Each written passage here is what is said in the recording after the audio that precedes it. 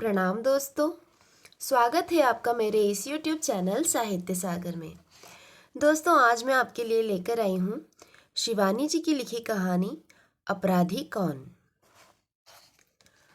अमला बार बार बाहर आती और अपने सजे बंगले की अनूठी सज्जा देखकर स्वयं ही मुग्ध हो जाती।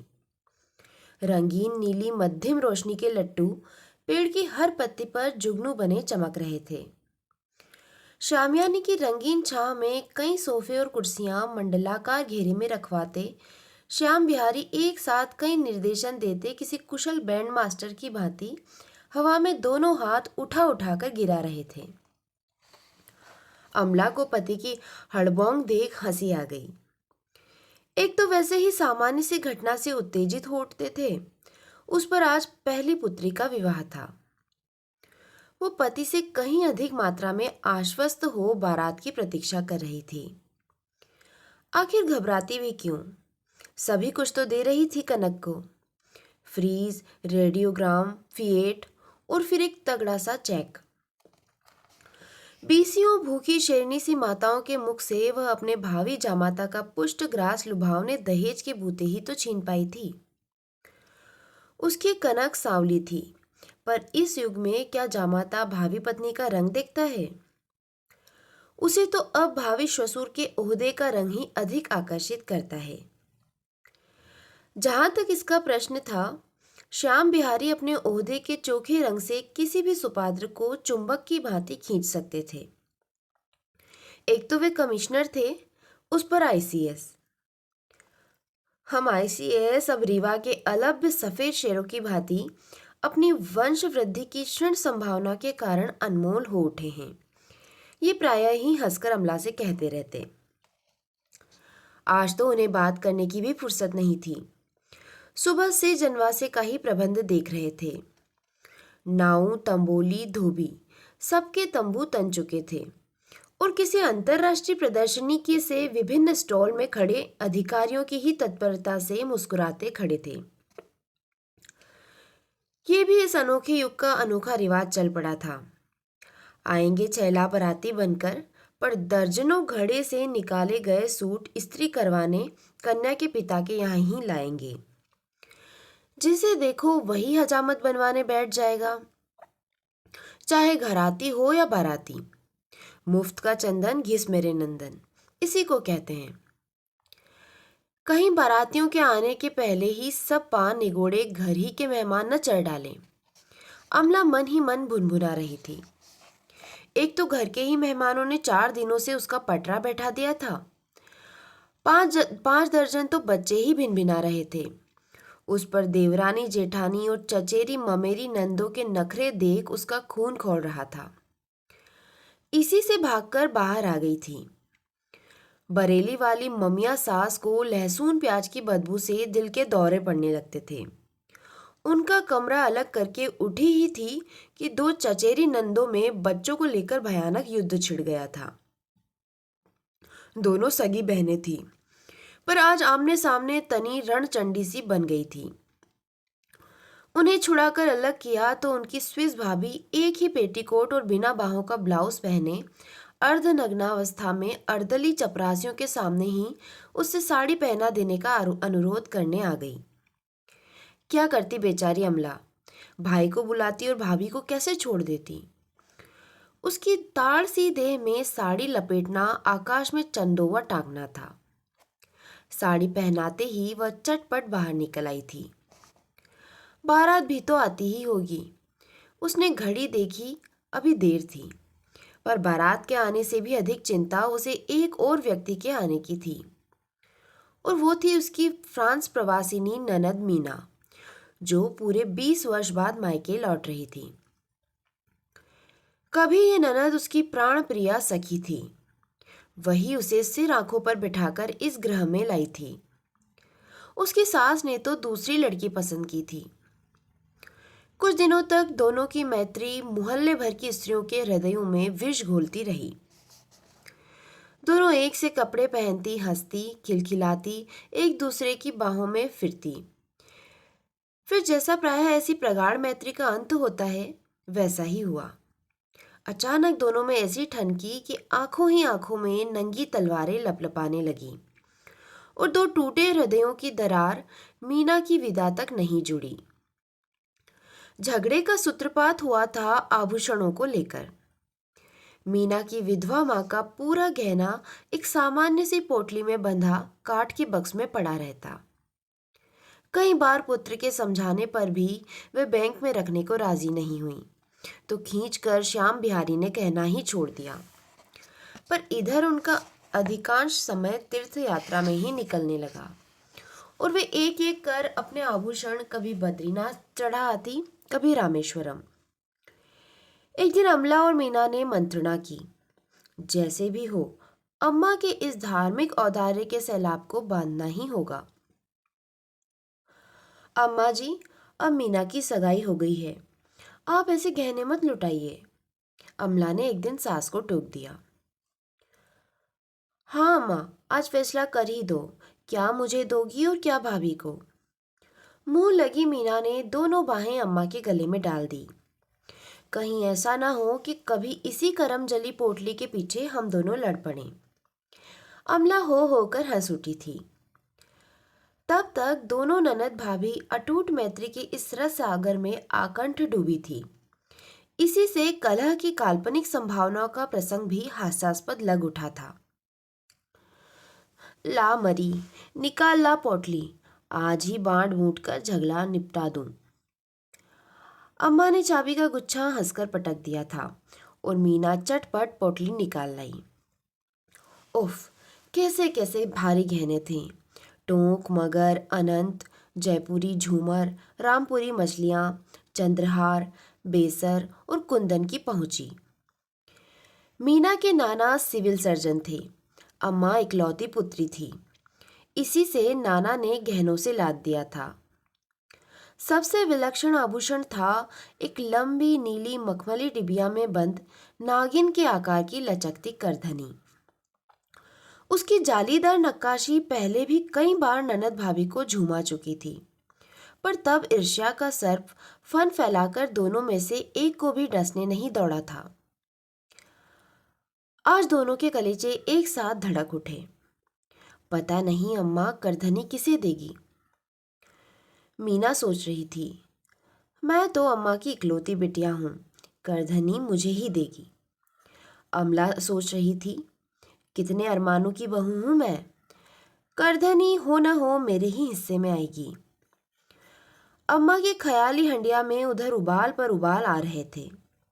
सब गहना मन ही मन बांट चुकी थी, पर दोनों की तृष्णा के प्राण उनकी करधनी पर ही अटके थे। ये बात वो जान गई थी। बेटी तो पराया धन है, कल परसों ब्याह होगा तो पराई हो जाएगी। जिंदगी तो उसे बहू के साथ ही काटनी थी। फिर करधनी भी साधारण नहीं थी। एक चिर रुग्ण जड़िया को मीना के नाना ने उसका खोया पौरुष लौटा दिया था। अपनी मुख कृतज्ञता को उसी अनूठी करधनी की कारीगरी में वह सदा के लिए अमर कर गया था। कैसी लपलपाती जीभ थी नागिन की। आंखों में जगमगाती दो हीरो की कनियां जड़ी थी। उस चमत्कारी करधनी का एक और आकर्षण था। एक पेंच घुमाते ही वह अपनी कैंचुली छोड़ देती, जो क्षण भर में सिमटकर बाईं ओर चाबी का गुच्छा बनकर लटक जाती थी। अम्मा कहा करती थी, जब करधनी बनकर आई थी तो उसे देखने लाड साहब की मेम भी आई थी। वही करधनी आज किस भाग्यशालिनी को मिलेगी। अम्मा ने एक एक कर गहनों की दो ढेरियां बना दी। टोंक, बेसर, चंद्रहार अमला का, कंकड़, झूमर, सतलड़ी मीना की। राजस्थानी बोला अटर बटर आया अमला की ढेरी में। कुंदन की चंपाकली, उड़ीसा की कटकी और सोने की कंघी मीना की। दोनों ढेरियां ऐसी न्यायपूर्ण सूझबूझ का प्रतीक थी कि किसी में भी घट बढ़ का प्रश्न ही नहीं उठता था। अकेली करधनी बच गई। मीना अचानक मचल गई। अम्मा, चाहे हमारी ढेरी के 2-3 गहने भाभी को दे दो, पर हम तो करधनी ही लेंगी। उसने करधनी सचमुच उठा ली। सास ने बहू की गंभीर मुखमुद्रा देखी तो बड़े चातुर्य से बिगड़ती स्थिति संभाल ली। अच्छा अच्छा, देखा जाएगा। अभी तो तू दोनों पोटलियां बक्से में डाल दे। करघनी अलग रख दी है मैंने। पुर्जी डाल दे। क्यों, है ना बहू? पर अम्मा की पुर्जी के पहले ही नेति की पुर्जी पड़ गई। मीना के विवाह की तिथि निश्चित हुई तो गहने झलवाने सुनार बुलाया गया। दोनों पोटलियों के गहने ज्यों के त्यों धरे थे। अकेली करधनी ही नहीं थी। अम्मा तो पागल ही सी हो गई थी। एक तो शुभ कार्य के पहले सोना खो गया था, महाअपशगुन, उस पर उनका सबसे प्रिय आभूषण।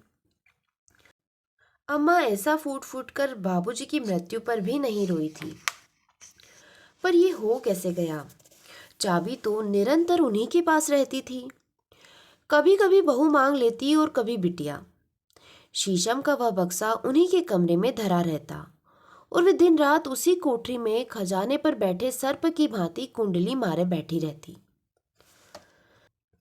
भोली अम्मा भागती भागती भृगु संहिता के पंडित जी के पास गई थी। खोई वस्तु का चोर घर ही में है, पर मिलेगा 20 साल में। भाड़ में जाए करधनी। मीना के आंसू टपकने लगे। 20 वर्ष तक क्या उसकी कमर ऐसी ही लचीली रह जाएगी? क्या करेगी करधनी का जब कमर ही नहीं रहेगी? फिर बेचारी रिक्त कमर लेकर ही ससुराल चली गई थी। श्वशुर फ्रांस में इत्र के प्रसिद्ध व्यवसायी थे। पति के साथ मीना ने स्वदेश त्याग दिया। धीरे धीरे वह माँ, भाई, भाभी सबको भूल गई, पर करधनी को नहीं भूल सकी। इतना वह खूब समझती थी कि चतुरा नटीनी सी भाभी की फुर्तीली उंगलियों ने ही भोली अम्मा की चाबी तिड़ी कर रात ही रात में करधनी गायब कर दी थी। आज पूरे 20 वर्ष पश्चात वह भाई का पत्र पाकर स्वदेश लौट रही थी। अम्मा अब नहीं रही, पर फिर भी मायका मायका ही था। भैया को देखा तो वह रही सही पूर्व शत्रुता भी बिसर गई। भैया ने मूछें रख ली थी, कनपटी के बाल सफेद हो गए थे और क्षण भर को उसे लगा जैसे बाबूजी ही हंसते खड़े हो गए हैं। और मौसी, कितना बुढ़ा गई थी मौसी। सामने के 2 दांत टूट गए थे, ठीक जैसे अम्मा की पोपली हंसी का नक्शा फिर से उतार कर रख दिया था विधाता ने। वो तो आंसू ही नहीं रोक पाई। क्यों री मुनिया, दामाद को नहीं लाई? मौसी ने पूछा। अरे मौसी, उन्हें क्या अपने कारोबार से फुर्सत रहती है? उसने बड़े गर्व से कहा और भाभी की ओर बाहें फैला दी। उसकी तन्वी भाभी बेहद फूल गई थी। करधनी धरी भी होगी तो इस विराट परिधि को कहाँ घेर पाएगी? उसे मन ही मन गहरा संतोष हो गया। उसकी कमर तो अब भी विदेशी कॉर्सेट के बंधन में कसी उसकी कौमार्यावस्था का 21 इंची घेरा निभा रही थी। तुम तो मीना वैसी की वैसी धरी हो। भाभी का कंठ स्वर भी शरीर के साथ साथ मांसल हो उठा था। भतीजी कहाँ है मेरी? मीना ने बड़े लाड़ से पूछा और भाभी ने एक सांवली सी लड़की उसकी ओर ढेल दी। मीना ने भतीजी का माथा चूमकर कहा, मेरी दिव्या से 1.25 महीना बड़ी है तू। उसे क्यों नहीं लाई बुआ? भतीजी ने पूछा। उसे अपनी दुकान सौंप आई हूँ रानी। एक दिन भी बंद रहती है तो लाखों का नुकसान हो जाता है। क्रिसमस आ रहा है ना। बुआ ने दर्पपूर्ण उक्ति से महिला वृंद को घायल किया और धम्म से कुर्सी पर बैठ गई। मीना की दुकान भारती वास्तव में फ्रांसीसी सुंदरियों के लिए एक बहुत बड़ा आकर्षण थी। भारतीय गहने, साड़ियाँ, आलता, नकली चोटियाँ, झूमर, यहाँ तक कि मांग भरने का सिंदूर और बिछुए का जोड़ा भी मिल सकता था वहाँ। कभी फ्रांस में इक्के दुक्के भारतीय विवाहों के लग्न खुलते तो मीना की दुकान ही सुहाग पिटारी जुटाती। काश अम्मा की करधनी होती तो वह टिकट लगाकर प्रदर्शनी से ही मालामाल हो जाती। ऐसे व्यावसायिक खटकेबाजी में उसकी कल्पना बेजोड़ थी। कुल जमा 3 दिन के लिए आई हूँ भाभी। इधर तुम्हारी रानी विदा हुई और उधर मैं उड़ी फ्रांस को। अपने तीक्ष्ण रंगे नखों को उसने चिड़िया की उड़ जाने की मुद्रा में चमकाकर भतीजी को बुरी तरह प्रभावित कर दिया। जयमाला का समय हुआ तो अतिथियों की दृष्टि सलोनी दुल्हन के चेहरे पर टिकने के बजाय उसकी प्रौढ़ा बुआ की सांवली गर्दन पर जम गई। मीना एक अद्वितीय हीरो का हार पहने द्वार पर खड़ी मुस्कुरा रही थी। फुसफुसाहट तीव्र हो उठी। कैसे जगमगा रहे हैं? असली हीरे हैं। चल हट। विदेशी नकली हार भी ऐसे ही जगमगाते हैं। पिछले साल मेरा छोटा भाई मॉन्ट्रियल से लाया था। नहीं नहीं, फ्रांस में इसके ससुर का लाखों का व्यापार है। इनकी भी तो दुकान है। क्या बेचती है? ही। ईर्ष्यालु स्त्रियों का अशिष्ट स्वर उनके कानों के पास ही सरक आया। पर उस जगमगाती बुलंद इमारत के सामने छोटे छोटे आभूषण पहने भड़कीली नारियों की आवाज सहसा तुच्छ हो उठी, जैसे झोपड़ियों पर धरे दिए टिमटिमा रहे हो।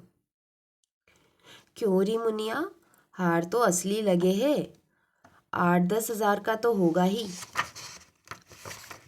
मौसी ने बड़ी ललक से हार के लोलक को हाथ में ले लिया और कहा, 80,000 का है मौसी। मीना ने कुछ ऊंचे ही स्वर में कहा। अपने दामी आभूषण का मूल्य बताने में क्या कभी नारी चूकती है? फिर तो दूल्हे को देख ही कौन रहा था। आंखों ही आंखों में हार की आलोचना चल रही थी। कहा था ना मैंने, 80,000 का है। सूरत तो 125 की भी नहीं है। पर एक एक कर झोपड़ियों के टिमटिमाते दिए बुझ गए। बुलंद इमारत जगमगाती रही। दूसरे दिन बारात विदा हो गई और अतिथियों के बिस्तर बंधने लगे। एक तो लड़की के विवाह की रौनक विद्युत छटा सी क्षण भर में ही लुप्त हो जाती है। उस पर गृह स्वामिनी भी अतिथियों को रोकने के मूड में नहीं थी। मीना ने भी भाभी के तुच्छ स्वभाव को परख लिया था। उसने जाने का प्रसंग उठाया तो अमला ने औपचारिक स्नेह की सामान्य दलीलें दी, फिर मान गई। बाजार से तुम्हारे लिए मेवे और ताज़ी मिठाई लेती आऊं, कहकर वह झोला लेकर चली गई। तो मीना विवाह के भड़बंग के बाद पहली बार घर में अकेली रह गई। जाने के पहले मायके की ममता और घनेरी हो आई। घूम घाम कर वह अम्मा का बचा खुचा सामान देख रही थी और स्मृतियों के पट खुलते जा रहे थे। बाबूजी की आराम कुर्सी, अम्मा का पीढ़ा, उसका बोर्डिंग का सहचर काला स्टील का बक्सा। सहसा वो ठिठक गई। शीशम का वह बक्सा जिसके अभेद्य ताले को बिना खोले ही किसी कुशल हुड़ीनी ने करधनी गायब कर दी थी। बड़े लाड़ से उसने ताले को हाथ में लिया और न जाने किस ममता के अदृश्य स्पर्श से ताला खट से खुल गया। शायद बाजार जाने की हड़बड़ी में भाभी ठीक से बंद नहीं कर पाई थी। देखूं भाभी इसमें अब क्या रखती है। मीना ने दोनों हाथों से भारी ढक्कन उठाया। पर क्या केवल इसी कौतूहल ने उसे प्रेरित किया? पुराना किनारी गोटा, टूटे प्लग और अम्मा की फुलवरी दुपट्टा। कैसी प्यारी प्यारी कस्तूरी की सी महक थी। ठीक अम्मा की देह परिमल की सी परिचित लपट। बड़े लाड़ से भावुकता के आवेश में उसने दुपट्टे को गालों से लगाने को उठाया तो एक भारी सी पोटली भी उसी के साथ साथ उठ गई। उसका कलेजा उछलकर बाहर आ गया। वही चमक दमक और वही चमकती आंखें। अनुभवी हाथों के अनुभूत स्पर्श ने पेंच घुमाया। क्षण भर में सरपीड़ी की कैंचुली चाबी का गुच्छा बनकर लटक गई। कुछ देर तक वह सोचती रही, फिर एक तड़प से करधनी लेकर उठ गई। काठ का बक्सा फिर ज्यों का त्यों ताला लटकाया निर्जीव बन गया। भाभी लौटी तो मीना अपनी साड़ियां तह कर रख रही थी। भोले चेहरे पर एक शिकन भी नहीं उभरी। हाय मीना, तुमने अभी से सामान बांध लिया? अमला ने पूछा और हाथ का बैग जमीन पर पटक ननद के गले में बाहें डाल धम से बैठ गई।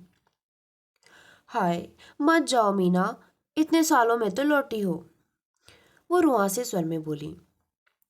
मन ही मन वो जानती थी कि ननद का एयर पैसेज भी बुक हो गया है और वह रुक नहीं सकती। इसी से वह दुलार भरा बनावटी आग्रह कर रही थी। मैं जानती हूं, उसने रुमाल से आंखें पोंछी। तुम अभी भी हमसे रूठी हो। उस सड़बिल्ली करधनी का सत्यानाश हो जिसने हमें चीर कर धर दिया। तुम्हारे भैया की कसम खाकर कहती हूँ मीना, मैंने उस हरामखोर महाराजिन को रात के 2 बजे अम्मा के कमरे से निकलते अपनी आंखों से देखा था। सच भाभी? मीना को बड़ा आनंद आ रहा था। सांप का पैर आखिर सांप ही पहचानता है। फिर तुमने पकड़ क्यों नहीं लिया बज्जात को? हाय, मेरा कलेजा तो तुम जानती हो, एकदम पिद्दी का है। सोचा, एक तो अम्मा के गौने में महाराजी आई थी, उतना मानती थी अम्मा, कहीं करधनी नहीं निकली तो। भाभी के चेहरे पर ऐसा बचपना खेलने लगा जैसे दूध के दांत भी न टूटे हों। हाय रे मेरी पिद्दी। मीना ने बड़े लाड़ से भाभी को बाहों पाश में कस लिया। अब खबरदार जो उस करधनी का नाम लिया, मुझसे बुरी कोई नहीं होगी। हाँ, सामान बांध लूं, फिर रात को खूब आराम से बातें करेंगे। करधनी सबसे नीचे धरी फ्रेंच शिफॉन की साड़ी के नीचे हीरो के हार के साथ कुंडली मारे पड़ी थी। उस रात को 12 बजे तक ननद भाभी बतियाती रही। हार सहेज कर रख लिया ना मीना, कहीं बटुए में ही धरकर तो नहीं भूल गई? बड़ी लापरवाह हो तुम। भाभी ने पूछा तो मीना अंधेरे ही अंधेरे में मुंह फेर कर मुस्कुरा ली। हाँ भाभी, वो तो मैंने कल ही सूटकेस में बंद कर लिया था। मैं तो आज तुम्हारे ही पास होंगी, पता नहीं फिर कब मिलना हो। वो कूदकर मीना के साथ लिपट गई। सुबह उठी तो भाभी उठकर उसके साथ धरी जाने वाली पकवानों की टोकरी सजा रही थी। भाई भाभी दोनों उसके साथ स्टेशन भी आए, पर तीनों ऐसे ठीक समय पर पहुंचे कि सामान लगाते ही गार्ड ने झंडी हिला दी। बड़ी हड़बड़ी में मीना द्वार पकड़कर ही खड़ी रह गई। अपने वातानुकूलित डिब्बे में वो अकेली थी। दामी चीज लेकर सफर कर रही हो मीना, सूटकेस को सिरहाने धर लेना। भाभी उसके पास ही आकर फुसफुसाई तो मीना का चित्त पश्चाताप से खिन्न हो गया। कितनी नीच थी वो। 20 वर्ष पहले भाभी ने उसकी गर्दन पर छुरी फेरी थी, आज वो उसी जघन्य अपराध को दोहरा रही थी। अब तो उसके जी में आ रहा था वह करधनी निकालकर भैया भाभी के चरणों में लौट अपना अपराध स्वीकार कर ले। विदा की वेला पुनः अम्लान हो उठेगी। पर गाड़ी स्टेशन छोड़ रही थी। किसी भी भावुकता के लिए अब समय नहीं था। भाई और भाभी की आंखें गीली हो आई थी। अमला बुरी तरह नाक झिझोड़कर सिसक रही थी। मीना भी अब अपने को रोक नहीं सकी और बच्चों की भांति सुबक उठी। 1 घंटे बाद तूफान धड़धड़ाती पटरियों का कलेजा रौंदती चली जा रही थी और मीना दोनों हाथों से माथा पकड़े शून्य दृष्टि से अपने चारों ओर बिखरे साड़ियों के अंबार को अविश्वास से देख रही थी। वो बार बार एक एक साड़ी को झटक रही थी। यही क्रम वह पिछले 1 घंटे से 20 बार दोहरा चुकी थी। नहीं, कहीं नहीं थी। आखिर सुई तो थी नहीं। रात भर भाभी उसे गलवहियों में घेर कर सोई थी। चाबी का गुच्छा पार करने में उन अद्वितीय उंगलियों ने फिर अपनी प्रतिभा का प्रदर्शन कर दिया था। करधनी तो गई ही, साथ में उसके हीरो का हार भी ले गई। अब वो अतुल को क्या मुंह दिखलाएगी? जल्दी जल्दी में बीमा भी तो नहीं करा पाई थी। फिर मायके में गहने की चोरी क्या कुछ कम लज्जास्पद घटना है? अब क्या करे? क्या फिर मायके लौट जाए? क्या कहेगी भाभी से? यही ना कि भाभी तुमने मेरे हीरे का हार चुरा लिया। पर भाभी तो पलटकर जीवा का घातक प्रहार सिद्ध कर सकती है। मीना, तुम क्या मेरी करधनी चुरा कर नहीं भागी? उसके हीरे के हार का केवल लोलक ही बेचने पर भाभी के पूरे खानदान की बेटियां ब्याही जा सकती थी। हाय, कितने छोटे अपराध की कितनी बड़ी सजा दे गई भाभी। दोस्तों, कहानी यहीं समाप्त होती है। कहानी आपको कैसी लगी मुझे कमेंट बॉक्स में लिखकर ज़रूर बताइए। और दोस्तों, अगर मेरे द्वारा सुनाई गई कहानियाँ आपको पसंद आ रही है तो प्लीज़ मेरे चैनल को सब्सक्राइब कीजिए।